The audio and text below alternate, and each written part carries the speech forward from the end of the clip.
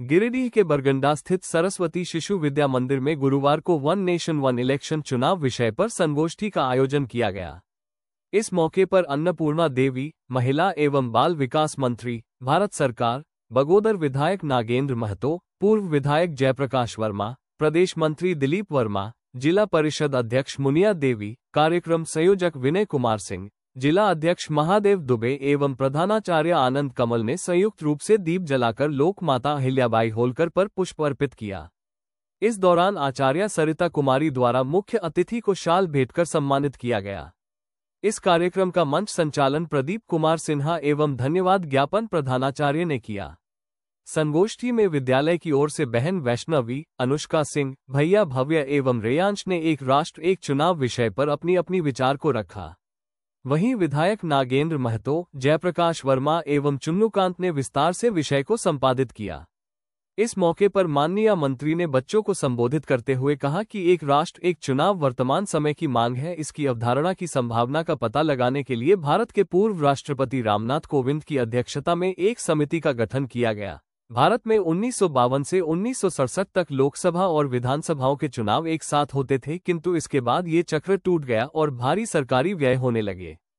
कहा कि एक राष्ट्र एक चुनाव से राजनीतिक कार्यकर्ताओं, सरकारी अधिकारियों और सुरक्षा बलों का समय और ऊर्जा बचेगी, सरकारी खजाने पर वित्तीय बोझ कम होगा और विकास की पटरी गतिमान होगी।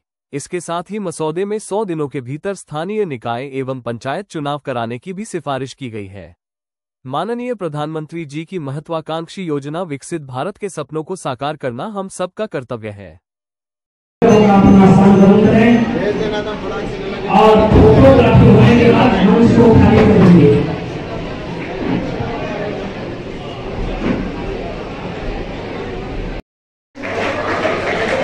आचार्य महोदय से मेरा आग्रह होगा कि प्रोफेसर जयप्रकाश वर्मा जी मंच पर विराजमान है।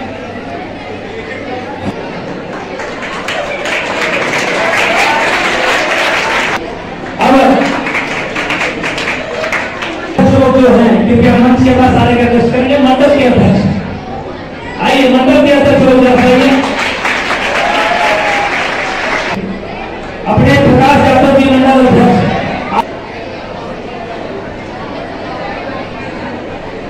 मंच पर हमारे प्रोफेसर मुकेश साहा जी उपस्थित, उनको हम लोग हृदय से उनका स्वागत करते हैं।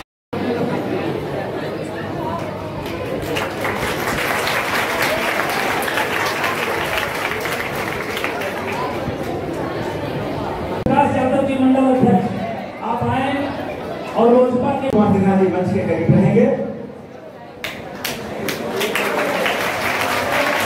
मंच पर विराजमान disruption can be avoided. Focused development.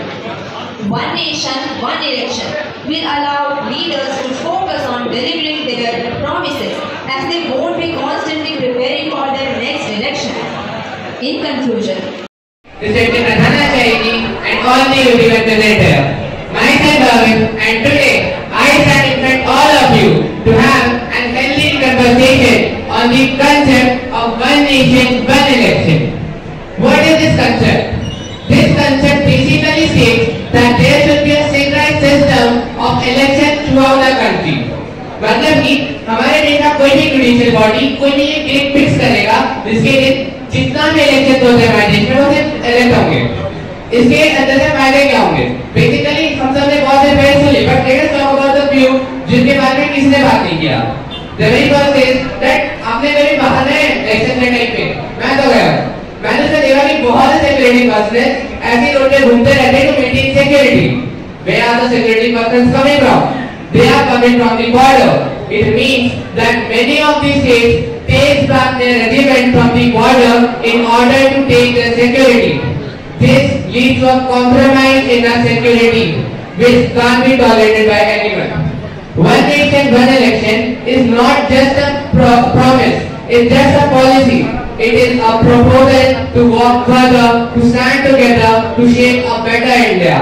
Thank you. Jai Hind, Jai Bharat. 19 दल में से 16 दल के प्रतिनिधियों ने वन नेशन वन इलेक्शन पर सहमति जताई कि हाँ एक साथ पूरे देश के अंदर सभी चुनाव होने चाहिए। तो सिर्फ लोकसभा और विधानसभा नहीं, बल्कि लोकसभा, विधानसभा, पंचायत और नगर यानी सभी चुनाव, चारों चुनाव एक साथ हुए। तो इसमें कई प्रमुख 16 पार्टी, जिसमें NCP, JDU, YSR Congress, BRS, LJP,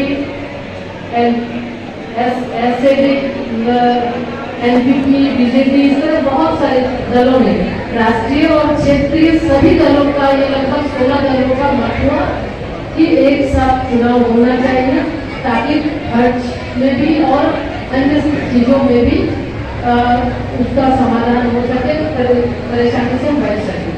तो लोकसभा और राज्य विधानसभाओं के लिए एक साथ चुनाव कराने से शासन, संसाधन तथा जनमानस पर जो प्रभाव पड़ते हैं, जो ज्यादा से ज्यादा जो संसाधन खर्च होते हैं उन सारे चीजों पर उससे कटौती होगी, उसका फायदा होगा। और तो यही विश्लेषण जो कमेटी बनी थी, जैसा पहले ही कहा है, पूर्व राष्ट्रपति रामनाथ कोविंद जी की अध्यक्षता में, तो एक उच्च स्तरीय समिति का जो गठन किया गया था, तो उसमें फिर ये विभिन्न लोगों से कंसल्टेशन के बाद उनका जो फाइंडिंग है, तो वो भी हम आपको बताना चाहेंगे कि अन्य अलग अलग जगहों पे उनका जाना, अलग अलग प्रतिनिधियों से मिलना और सब, यानी कि 15,000 से अधिक प्रतिक्रियाएं इसमें आई, जिसमें 83% लोगों का मत था कि हम एक साथ चुनाव कराना चाहिए,